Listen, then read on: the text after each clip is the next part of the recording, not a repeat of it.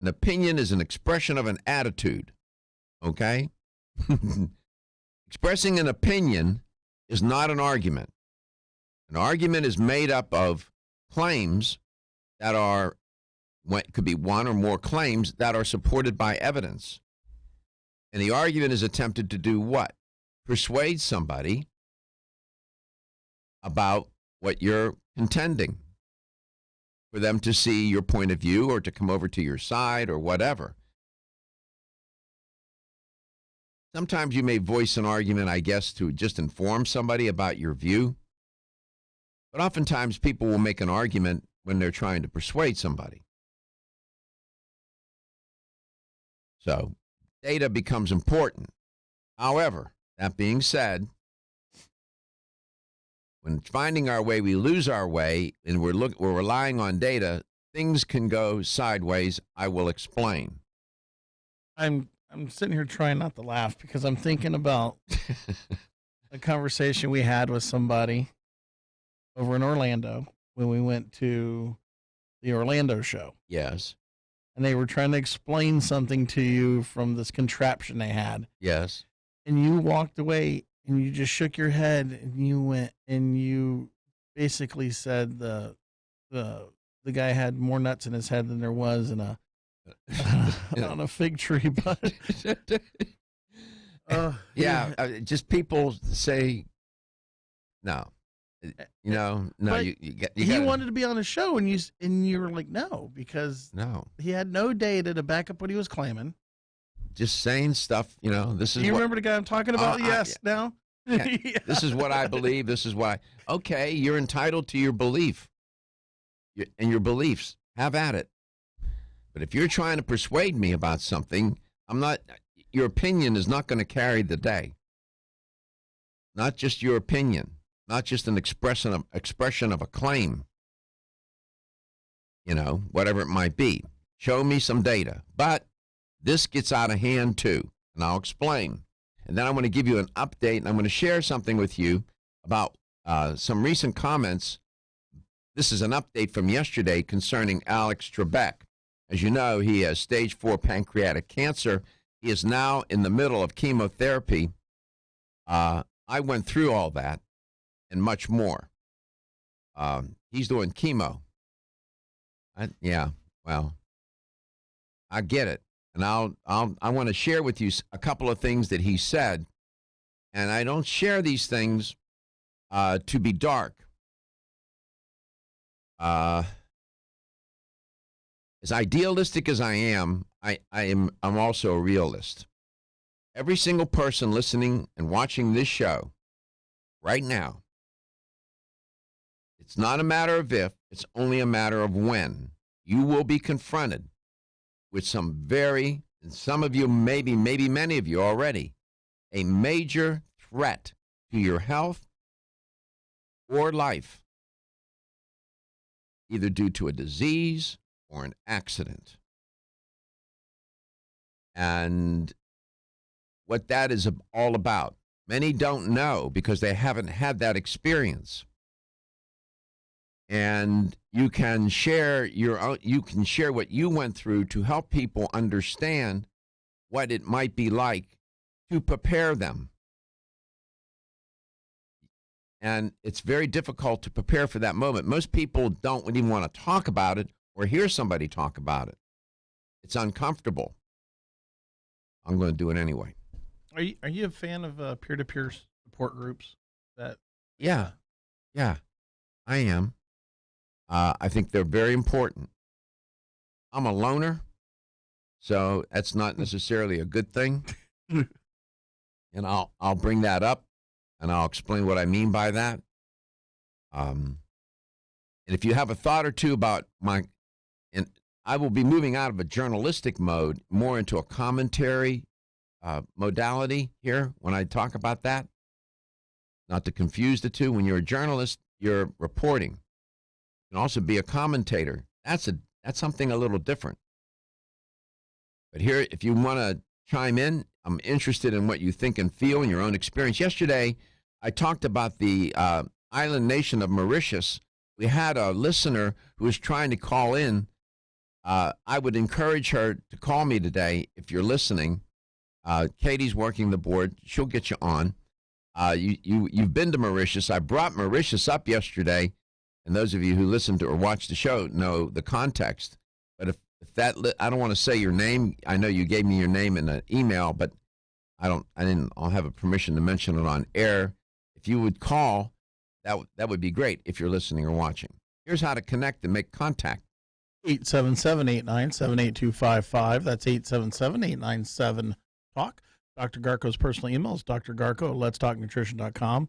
Follow us, like us, and share us on Facebook at Let's Talk Nutrition, on the Instagram at Let's Talk Nutrition, and subscribe to our YouTube channel at Let's Talk Nutrition, where we have everything that's archived by date. It has titles on there that correspond with our shows, and there's over 66,000 views now. Alex Trebek was on Good Morning America on ABC News. He did an interview there. He was, I think he was on The View, maybe. I don't know. But he's been talking about his experience with cancer. And he's doing remarkably well. He has stage 4 pancreatic cancer. The survival rate is about 9%. Okay. And it's almost a near death sentence. It is terrible. And Alex Trebek says his cancer indicators have gone, but his well-being hasn't necessarily improved. Okay. This is the heart of the matter. His well-being hasn't necessarily improved. And here's what he says, quote, "My oncologist says I'm doing well, even though I don't always feel it." Joking that he has discovered that he is a, quote, this is his words, a big wuss, close quote. He's 78 years old, all right? He's deep into the lifespan. So you got to keep that in the back of your mind here. He was diagnosed this year with stage 4 pancreatic cancer, and he's doing chemotherapy. They did not mention any radiation or any other therapy. He's just doing chemo. I can tell you a thing or two about chemo. I'm sure many of you can too. In combination, chemo and radiation together is it is difficult. I can tell you, it is difficult. When I come back, I'm going to tell you what he expressed about this experience that resonated and something for you to think about as well. You're listening to LTN Coast to Coast and globally.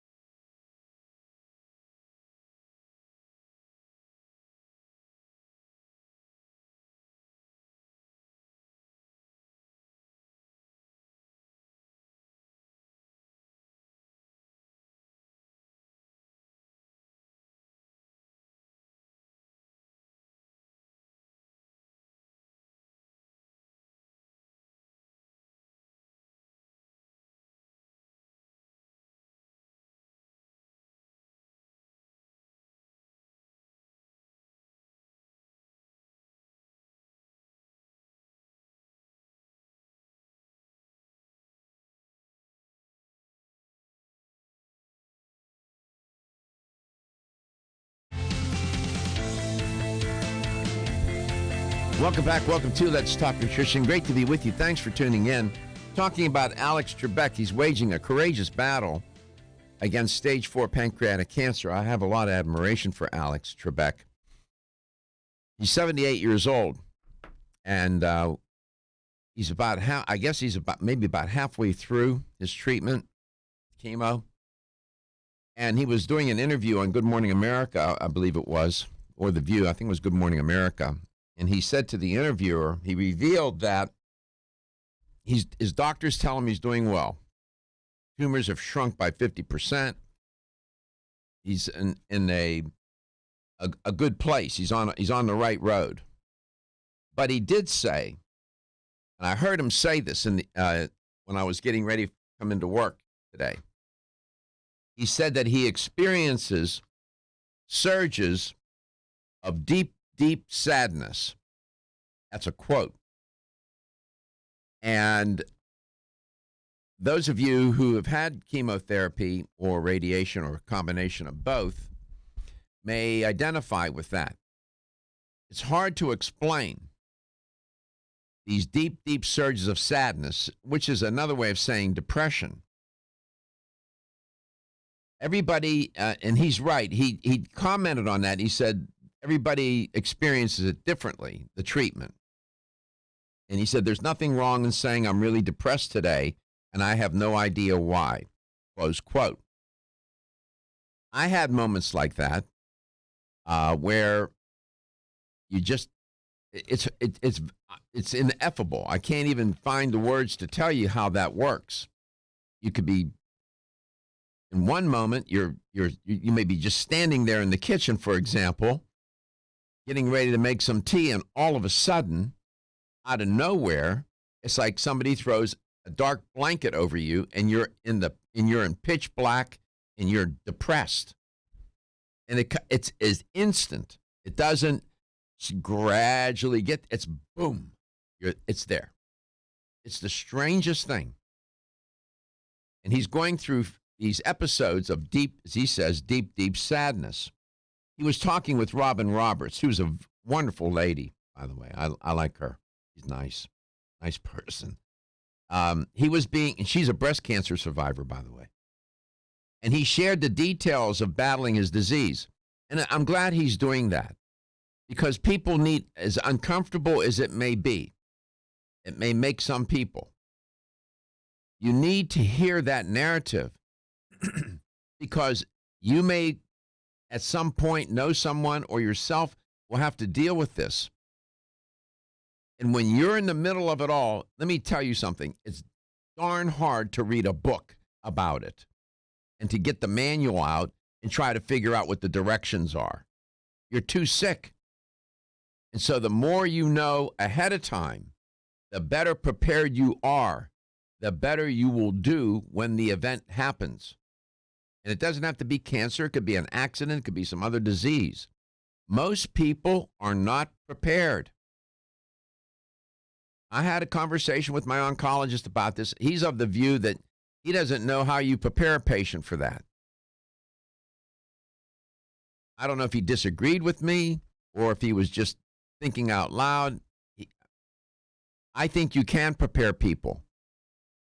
And somebody like Alex Trebek or myself, who has a platform, needs to share that narrative to educate people so they understand when it happens what's going on. And I understand what he said. He said he wanted to draw attention to this particular type of devastating disease, cancer, close quote. Pancreatic cancer is a near-death sentence. As I said, the survival rate is about 9% of pancreatic cancer patients remain alive. And usually pancreatic cancer sets in patients usually, not always, but over the age of 45. And they have the highest mortality rate of all major cancers. I can also tell you that lung cancer is lethal. Lethal. And the problem with lung cancer is they often catch it too late. You're at stage 3 or wherever. And it starts out quietly, Nobody can catch it. Not looking for it. And then boom. And it will take you out. Lung cancer. Why does it take so long to catch it? I mean, you lucked into it. Okay. So why? Because there's no symptoms of pain. There's no indication. In my case, I had neck cancer caused by HPV-16, squamous cell carcinoma of the cervical lymph nodes. In diagnosing that, they picked up a very small, almost undetectable lesion on my lung when they did the PET scan. And my oncologist, Dr. Fink, said to me, Dr. Garko, that's a wild card. We can't deal with that now. We got to deal with your neck. But how you found the neck thing, I would have never. Well, you were staring in the mirror. I knew something was wrong. But what happened with the lung cancer, I had squamous cell carcinoma of the cervical lymph nodes. I also had lung cancer. And I didn't know it. They found it by accident, this tiny little lesion.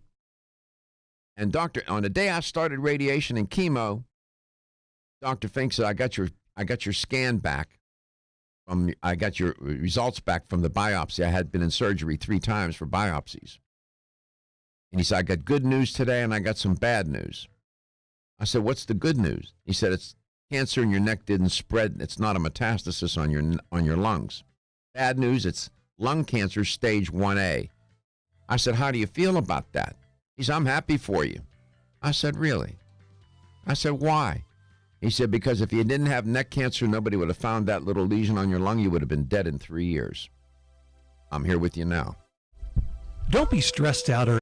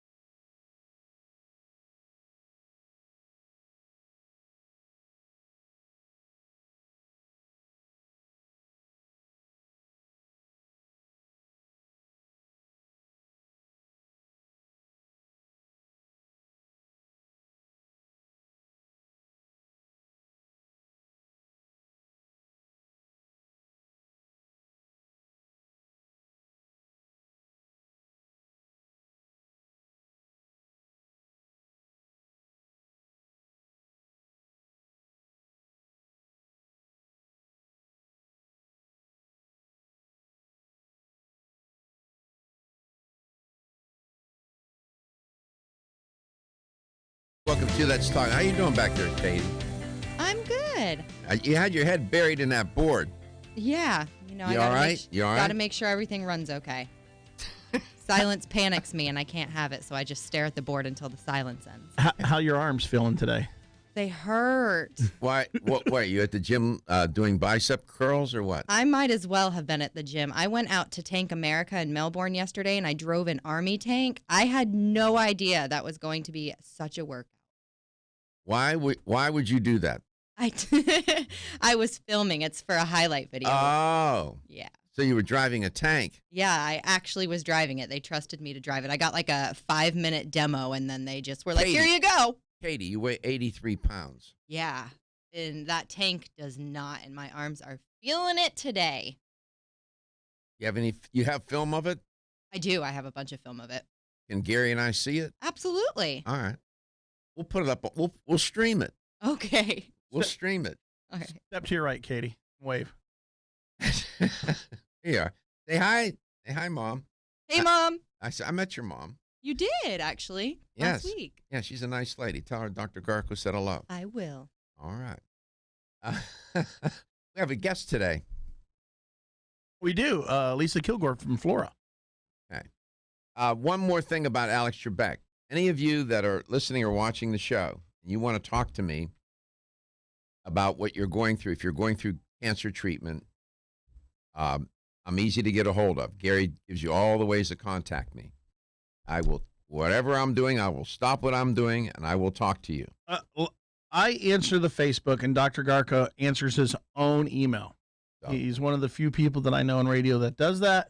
But at Dr. Garko at letstalknutrition.com, that is his own email. You can email him directly, and he will answer you. and I will talk to you. If you want to call the station, I'll have Katie give you my phone number. I won't give it over the air. She'll give you my cell number, and I will talk to you. All I can say, I'm there for you. Wherever you are, I will do what I can. Lisa Kilgore is my guest. Lisa is with Flora. Lisa lives in an interesting place. She is actually connected to nature. I don't know if she's trying to replicate Walden Pond.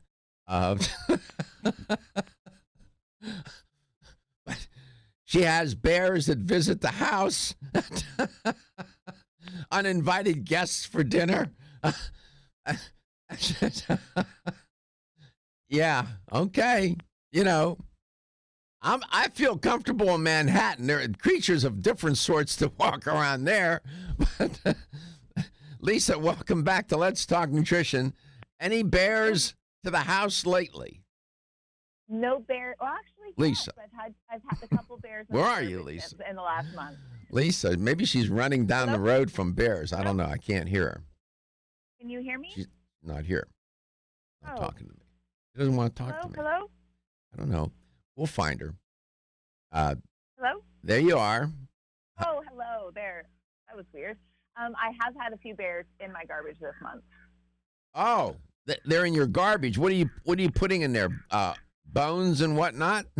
No, actually, don't put any food in my garbage until the day of garbage day, and still I've had bears in my garbage can. They just knock over the can and sniff around. They don't actually do anything. Are these big bears or are these little bears? This one was a littler bear. It was like a half-size bear. It wasn't a full-size bear.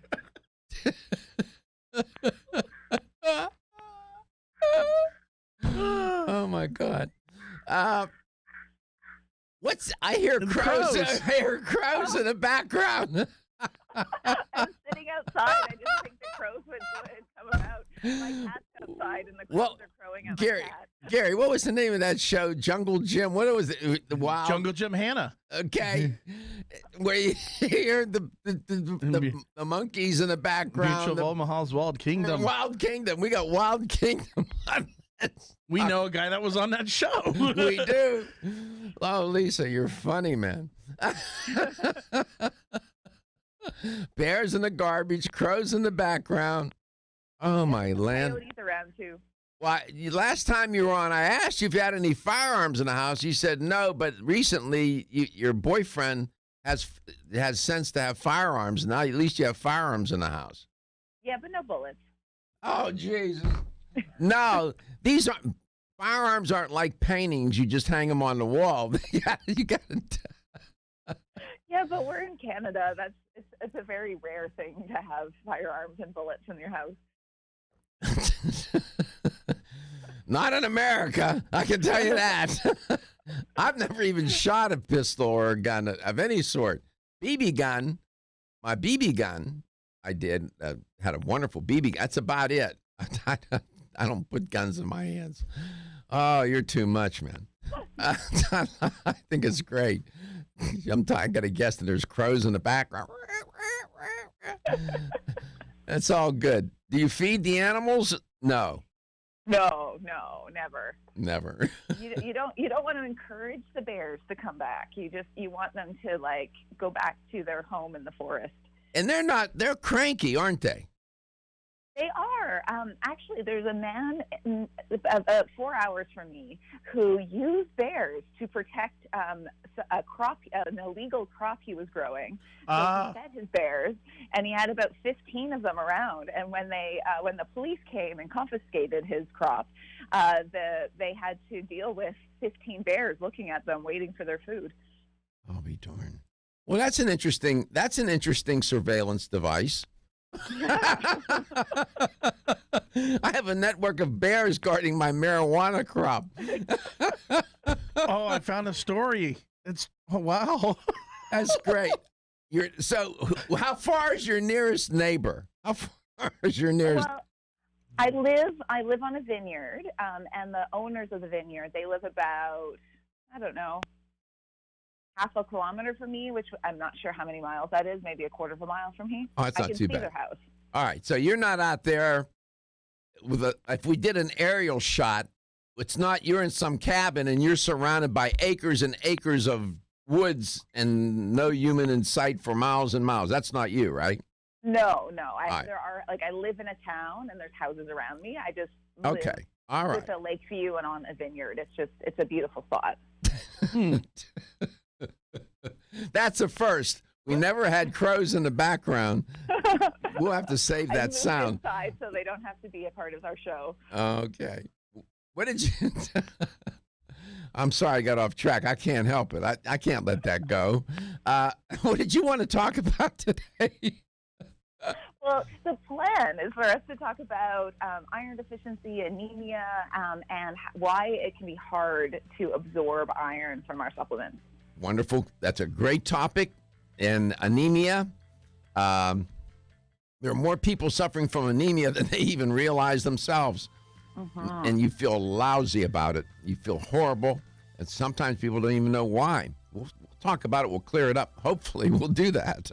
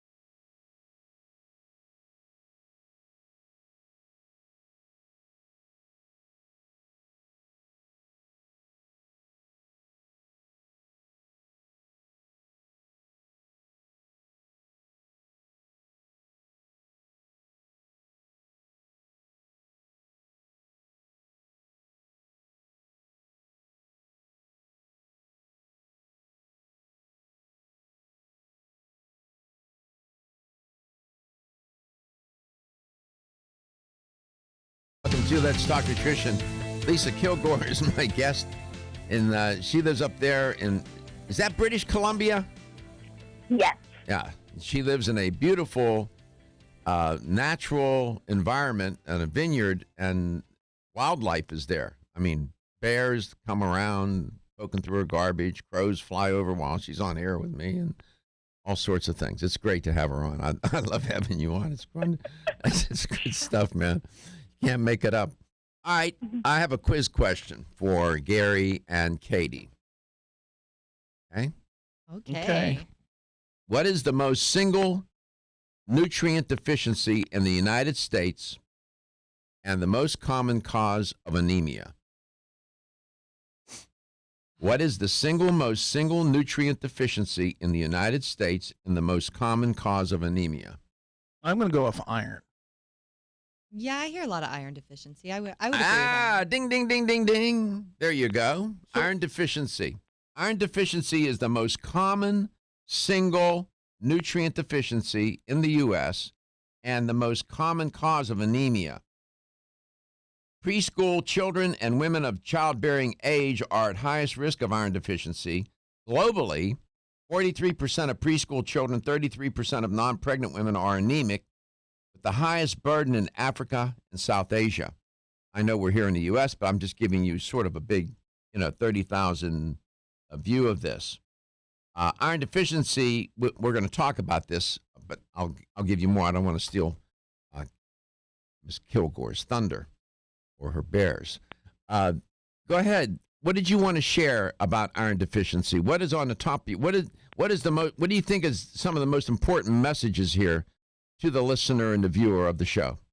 Well, I think that the most important thing when it comes to iron is that when your iron levels are low, the level of exhaustion you feel is quite remarkable. So if you're feeling really exhausted, if you're really tired, have your iron levels tested.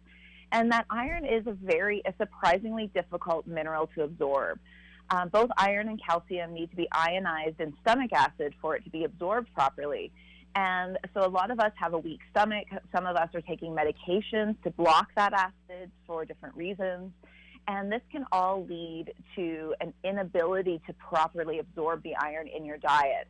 So we usually think that it's vegetarians and vegans that are more prone to iron deficiency because of their lack of heme iron, of animal-based iron in their diet. But actually, I see iron deficiency in all sorts of eaters, mostly because it's a lack of absorption, the inability to actually get it into the system. That's the most important thing. So looking and finding ways to absorb iron, supplements and food that are highly, highly absorbable can be life-changing when you're dealing with a low iron situation. People, pardon me, people can do can you do a panel, a CBC panel, and determine if you're suffering from iron deficiency? Absolutely. So it's a simple blood test. They usually test for both hemoglobin and ferritin. Hemoglobin is usually okay, but our ferritin, which is the storage of iron in our body, that is where we tend to see the low numbers. Women more commonly than men, but I'm seeing it in both. But you always want to check your iron levels, especially if you're not a menstruating woman, before taking an iron supplement, just because you don't want to overdo iron. Your system is just as bad as too little. Mm-hmm. It turns out that the red blood cells carry oxygen. Hemoglobin, the oxygen-carrying protein in the red blood cells, and hematocrit, the proportion of red blood cells to the fluid component or plasma in the blood. If measures in these three areas are lower than normal, anemia is typically diagnosed. And so generally, anemia will be typically diagnosed. High red blood cell counts, it's called erythrocytosis, or high hemoglobin or hematocrit levels, could indicate an underlying medical condition. It's called polycythemia. I don't want to get into too much of the weeds here, but my point is that you can do a blood test. Can you explain to the listener and the viewer the implication of iron with the red blood cells and the hemoglobin and all of that? Well, the iron plays a big role in the hemoglobin, and the hemoglobin is what is carrying the oxygen to your tissues. So when your iron levels are low, and sometimes it can just be your iron storage levels are low, it leads to lack of oxygen. And so that can lead to your tissues, like so your inside of your eyes get pale, your cheeks get pale, your gums get pale. And this is all a sign that your body isn't carrying enough oxygen. If you walk up a set of stairs and feel really out of breath and you normally don't, that could be a sign that your iron levels are a bit low. Sure. But for most people, they're just so tired. Like they're just so unbelievably tired, and they don't understand why. They're like a mountain climber suffering from oxygen deprivation. Exactly. And it's a milder version of that, but it's still really happening. And you expect a mountain climber to then take in some oxygen. And for us, when we're dealing with an iron deficiency, the only way for our cells to get that oxygen is to increase the iron in our diet and generally supplemental form. And supplements can be really, really hard to digest. They can be really, really hard on our digestive system. So I see a lot of people who suffer from low ferritin, who suffer from low iron, and they don't take iron supplements because they have taken a prescription iron supplement, and it's been so hard on their gut that they say, no, I can't take these supplements. I just have to suffer with the symptoms. And that's not true. There's so many other options. Hemoglobin is an iron-containing molecule. It's found in red blood cells. And as you hear Lisa explain, it's capable, the hemoglobin, of carrying oxygen and carbon dioxide. It also acts, as a sidebar, as an important acid-base buffer system. And it is used as the hemoglobin is used as an index of the blood's oxygen carrying capacity. That's how we know. We can measure it. And the amount of hemoglobin in blood depends primarily on the number of red blood cells and to a lesser extent on the amount of hemoglobin in each red blood cell. See how this all gets implicated with one another. So you can test for, you do a regular CBC, complete blood cell, complete blood count, and they can test for your iron levels. We come back, we'll talk about this further, try to lay it out, explain it a little bit more detail, and then what's the solution? Problem, solution. What's the solution? Well, it turns out that Flora has a great solution. And my guest today is Lisa Kilgore. She's an educator for Flora. You are listening and watching Let's Talk Nutrition coast to coast and globally. We'll come back. I'll be here for you.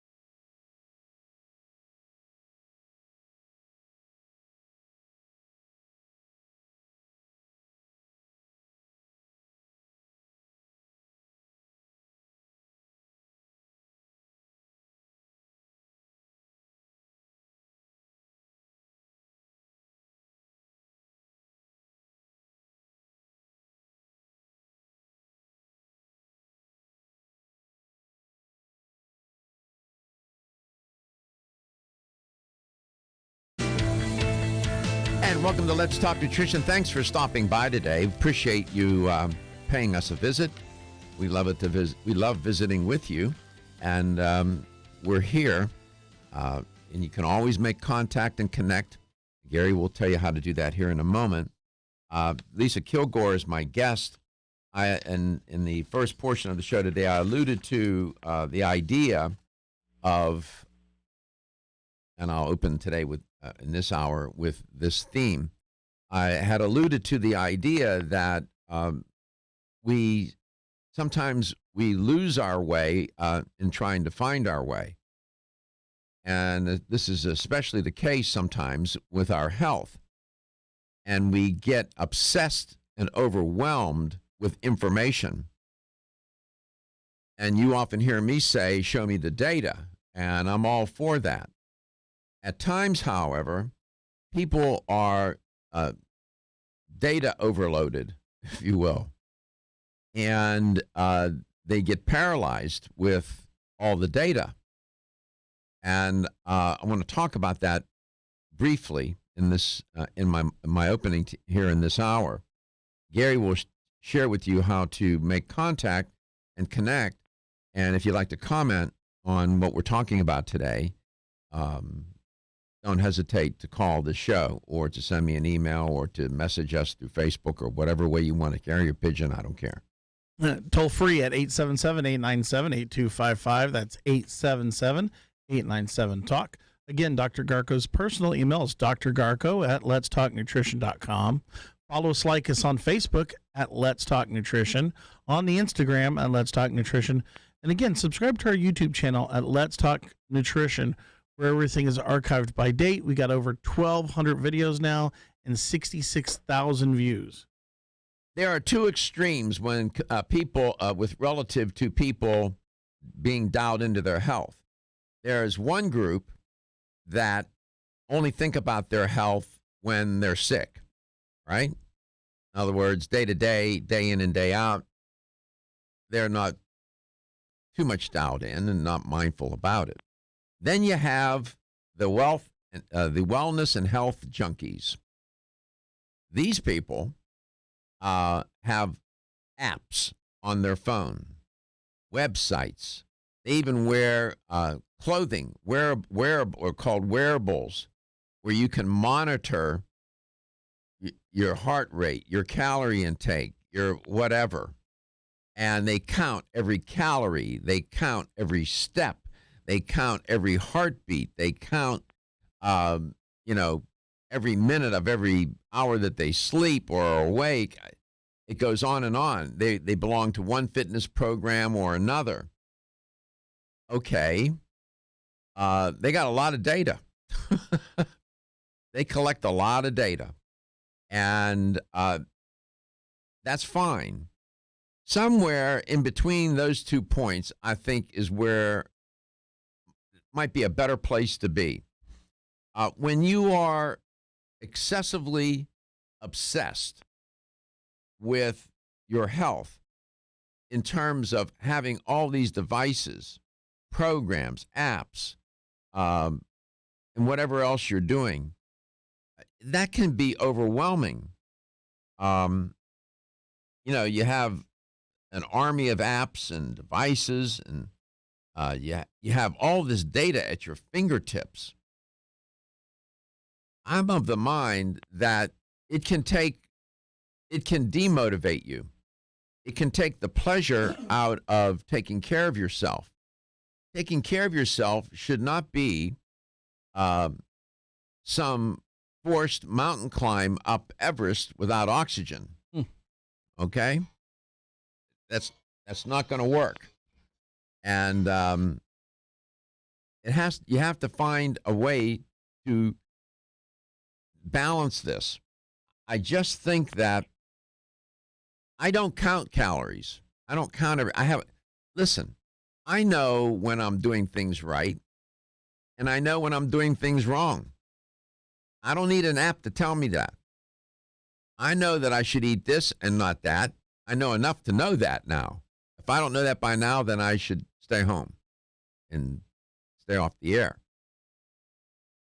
So, And I don't count every step I take. I have a Fitbit watch, but I don't have it on today. I'm not constantly going to the app and looking to see how many calories did I burn so far and how many steps did I take and how many breaths did I take and how many heartbeats have I pounded out today. I don't do that. That's too much data, and it's tedious. And so I think what happens is these people get so overwhelmed with their obsession that they lose their way in trying to find their way to better health. That's what I meant. And somewhere in between those 2 points of not even thinking about it to being obsessed with it is a place in the middle where you can,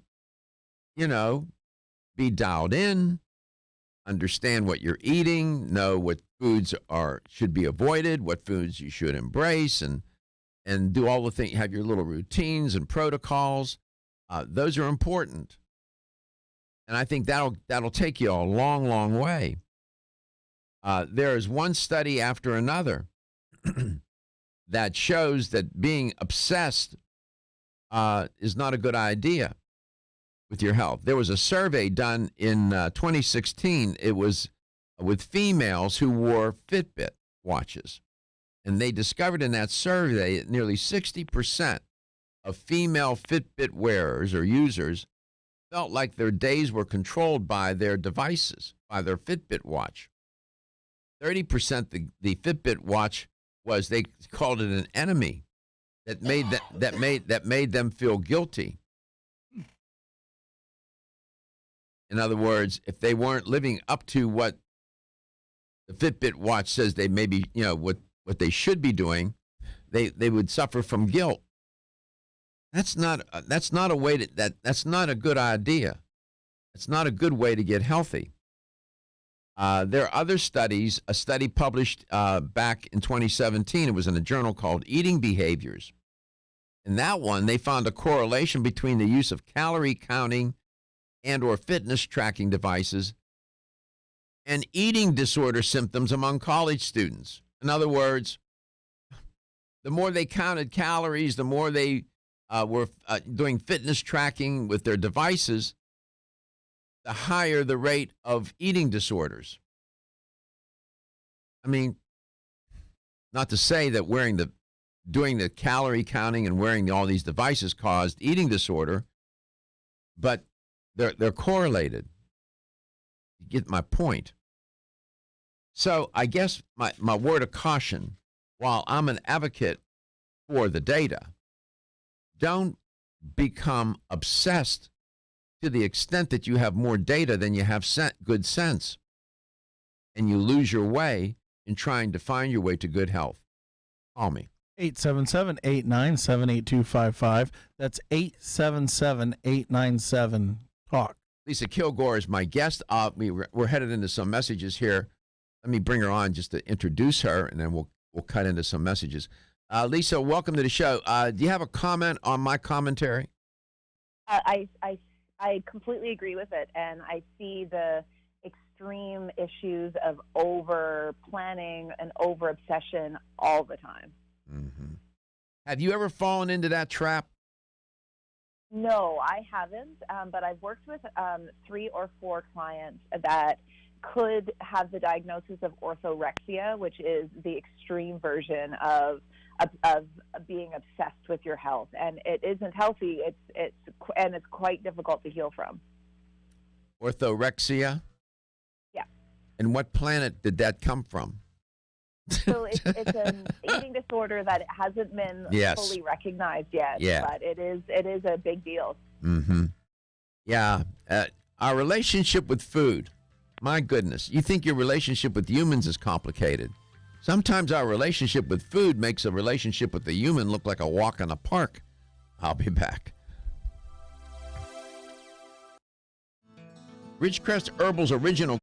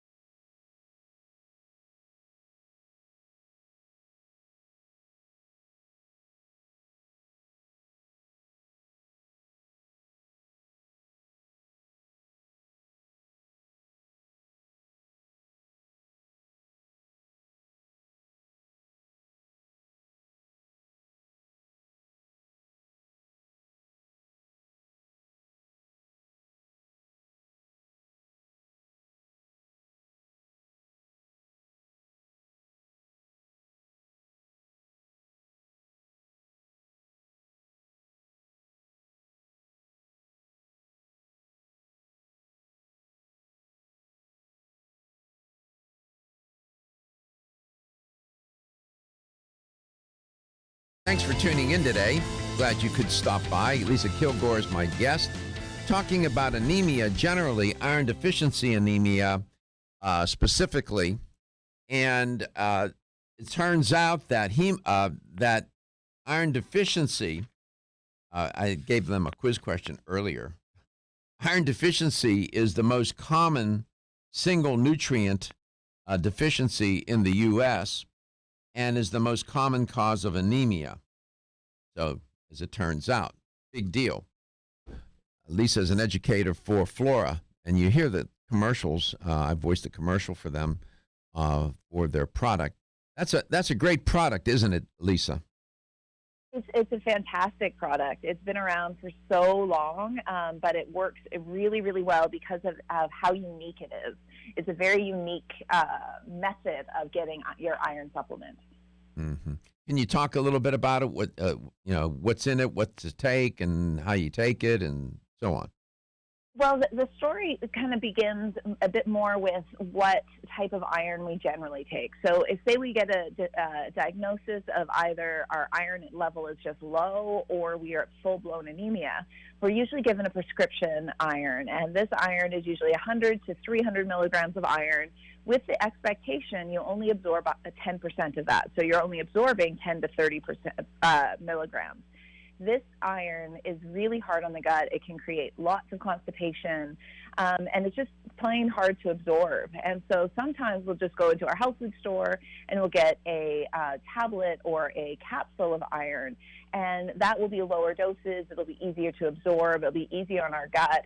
But we still, when it's in a tablet form, we're still only able to utilize 20 to 30% of that because our body actually has to break it down and dissolve it.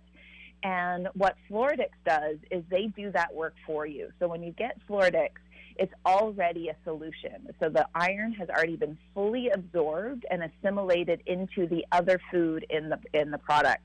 I believe it's one of the only solutions on the market. And because it's already dissolved into the liquid, your absorbency is now at 98% instead of 20 to 30%. 877-897-8255, 877-897-TALK. Is there some backstory related to this product? Well, it's a product that was created in Germany by Salus, and Salus makes liquid tonics, and they do it in a really old world kind of way. They also grow all of the food-based, all of the Salus tonics are full of food, including Floradix. And that allows a better absorption of the iron or the magnesium or whatever the mineral or nutrient that the product is trying to utilize in the body. And they use organic biodynamic farming. They are making sure that that's in the best form possible for your digestive system. And what it does is it makes sure that the digestive system doesn't need to break it down. So it's as absorbable as absolute possible. And so that lets us have, with the Floradix, you can have a lower dose of iron, taking 10 to 30 milligrams of iron and getting that absorption that your doctor's expecting from that 300 milligram dose of iron in that really hard to digest tablet. And that's because it's putting together this really absorbable form of iron, ferrous gluconate, with food, with vitamin C and rose hips and B12 and juices, all to help with that absorption. So that iron is dissolved into that food base, and that allows for that better absorption. This is interesting. That's one of the issues with these dietary supplement iron products. Constipation often accompanies the consumption of the product, right? Absolutely, and it can be so extreme that a lot of people, even though they're exhausted and their iron level is so low, they don't try another one. They just I can't do this. They only give it a couple days frequently, and they just swear off all iron products. But not all iron products are created equally, and products like Floradix has been around for decades. I don't know exactly how long, but it's been a long, long time that Floradix has been around, and over and over and over again, people are taking it without any digestive issues. And it's liquid, yes? Yes, so it's a liquid iron product. So that's where the iron has been dissolved into this liquid. So the base is spinach and nettles and kelp and red beet juice in a juice base. So it doesn't taste like terrible. It actually tastes quite good. And when what I find is when you need it, when your iron level is low, it tastes really juicy. But when I don't really need it, I can taste the iron. It's a bit metallic, and it's this really amazing way of using food to know what your body is looking for and what your body needs. 877-897-8255, 877-897-TALK. Who are the what populations of people are vulnerable to iron deficiency, in your opinion? Well, as you mentioned earlier, kids and menstruating women are the big ones, but I see it a lot too in anybody on medications that block stomach acid, because that blocks the absorption of iron. Anybody who are long-distance runners, they're very, very prone to iron deficiency, because every time your foot hits the ground, that little tiny capillaries, like microscopic capillaries, let off some blood, and that can lead to iron deficiency in men and postmenopausal women. So I worked with a lot of people doing the Ironman, which is Hold your thought. very extreme. Hold your thought. Don't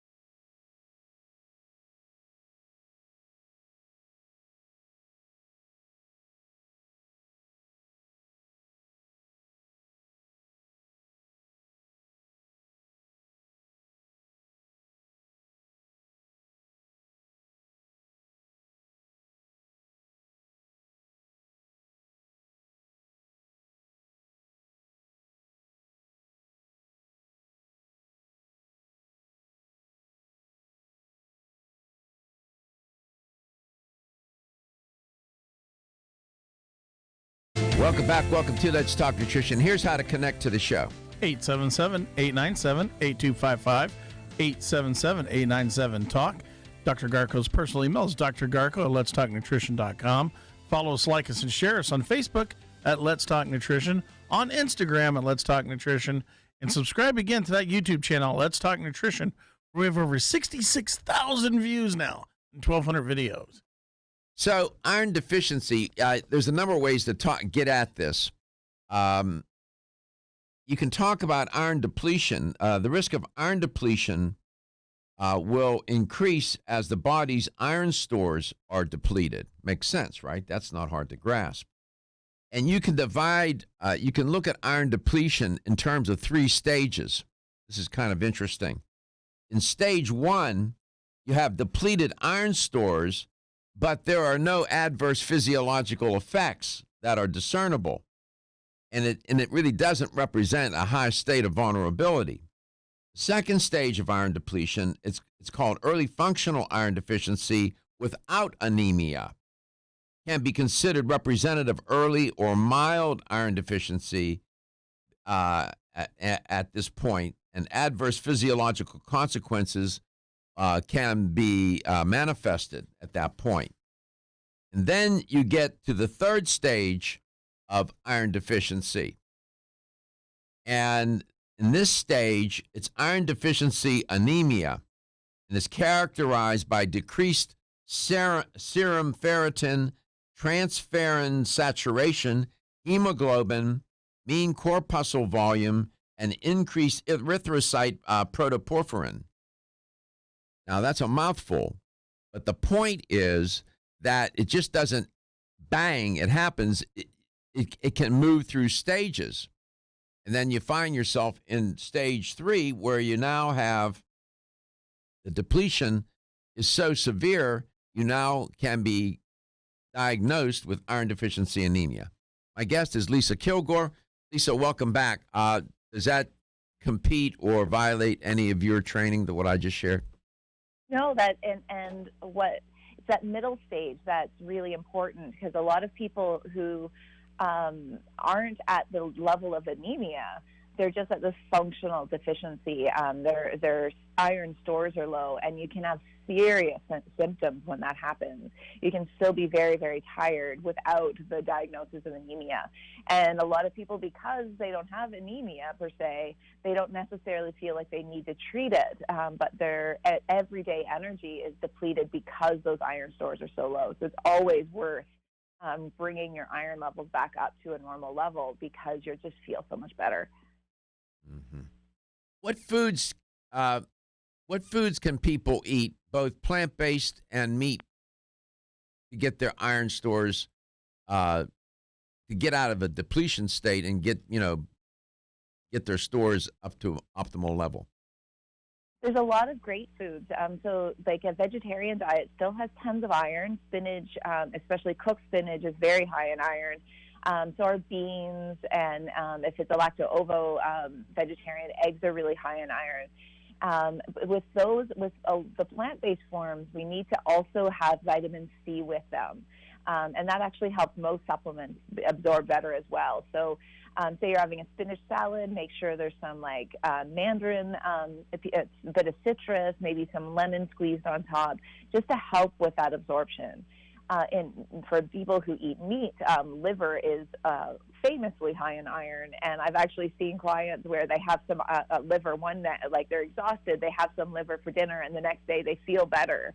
And it's like their body's saying, yes, that's what I needed, please have more.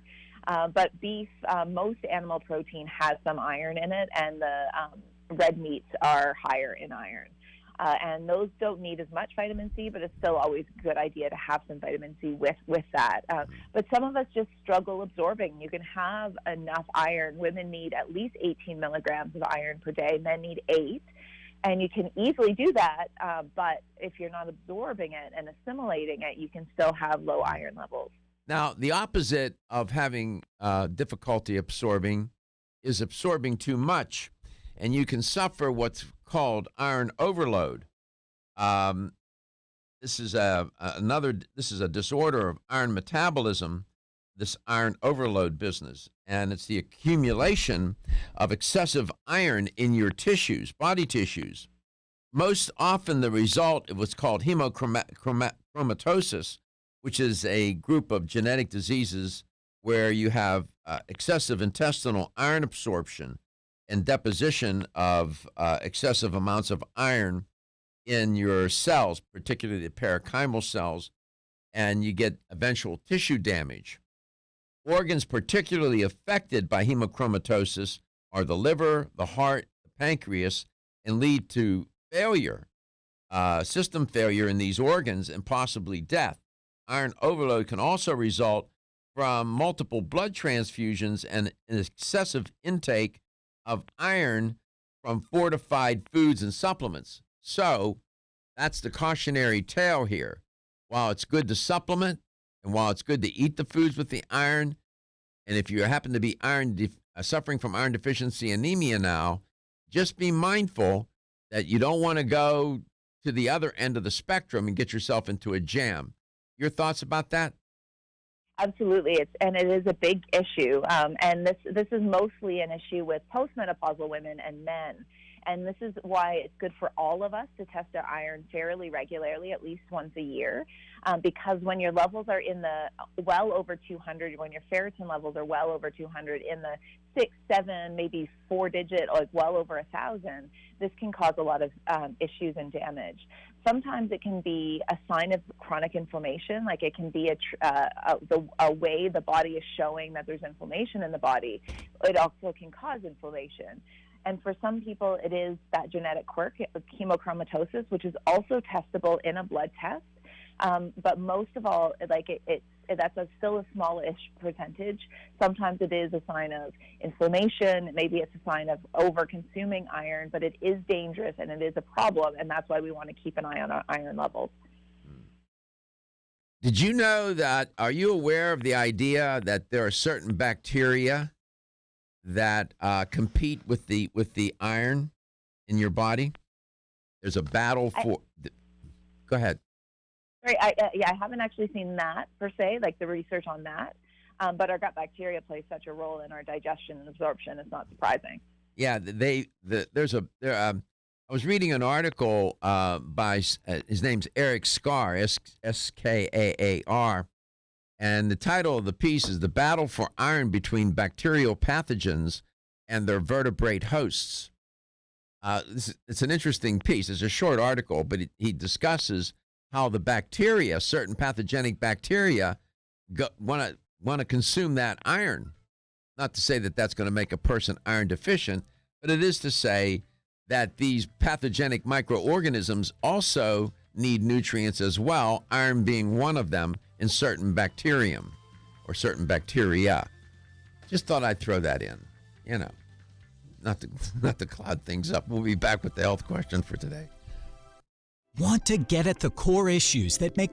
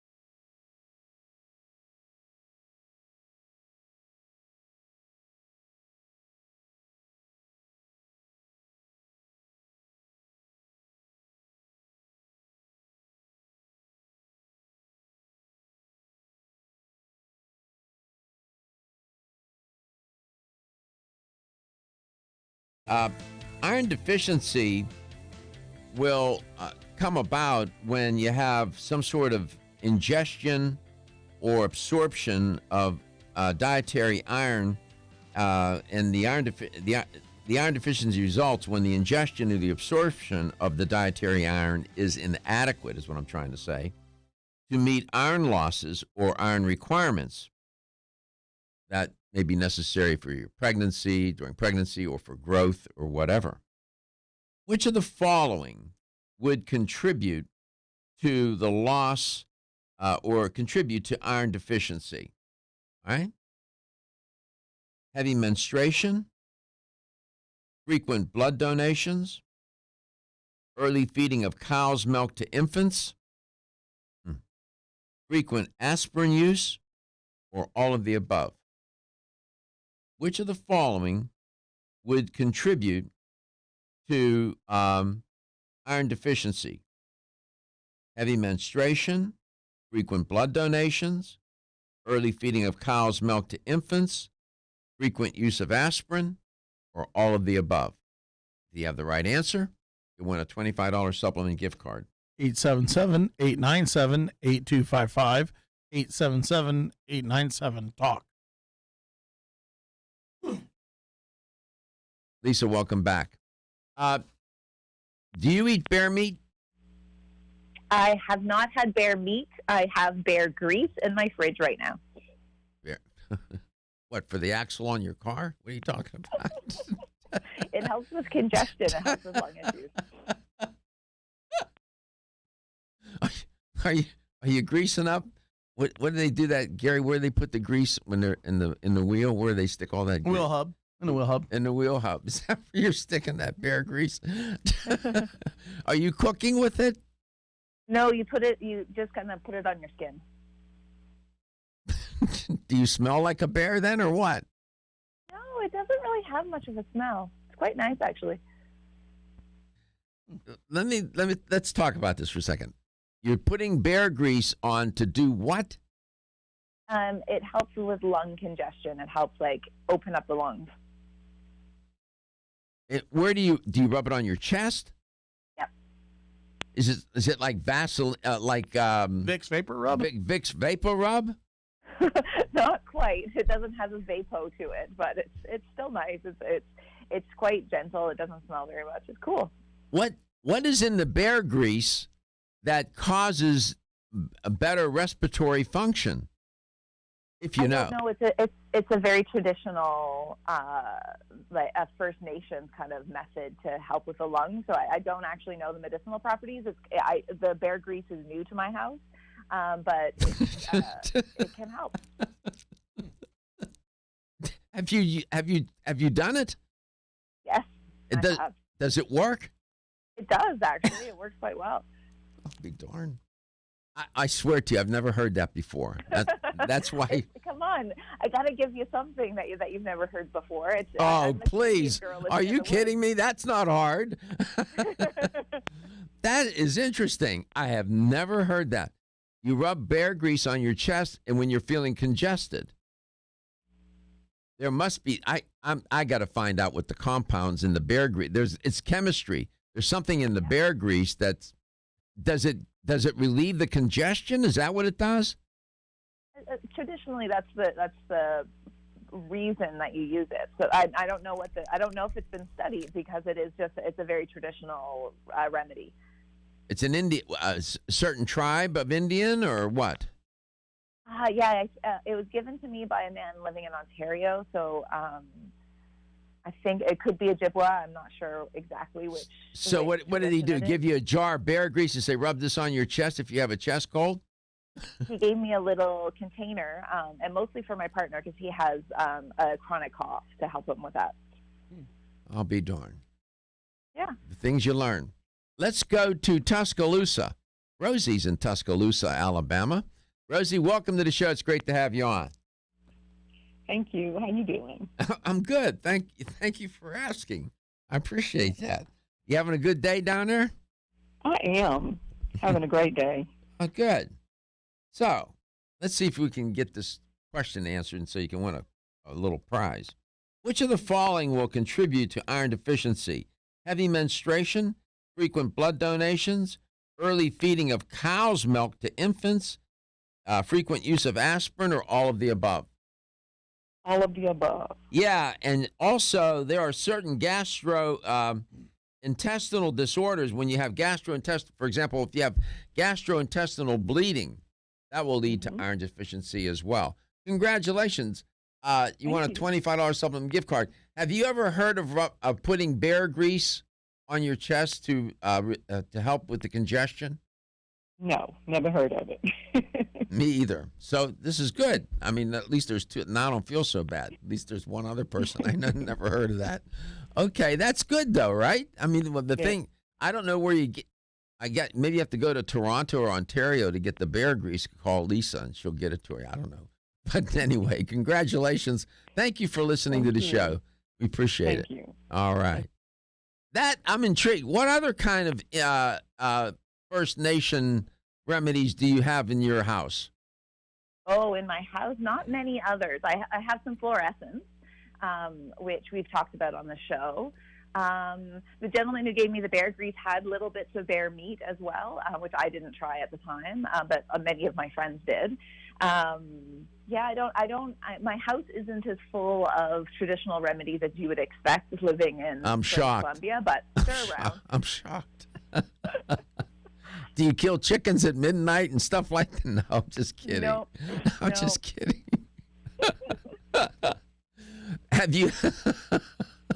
I'm intrigued with your lifestyle, man. It's a great one. I know it is. That's why, and the audience is interested too. Have you ever done the sweat lodge? No, but there are some around that I can go to. It's a plan at some point, but I don't like getting really hot.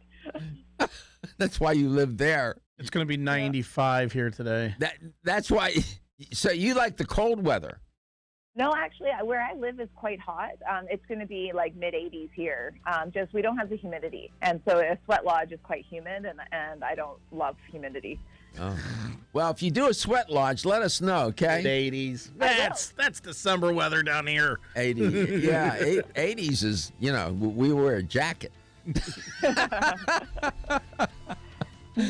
Well, thank you for your little tutorial today on iron deficiency. We all learned a lot, and we even got an extra, added value. We learned about bear grease on the chest. It's all good. Your health is your wealth. I'll see you tomorrow. Everyone's raving about the newest botanical superstar hitting the store shelves nationwide. Hemp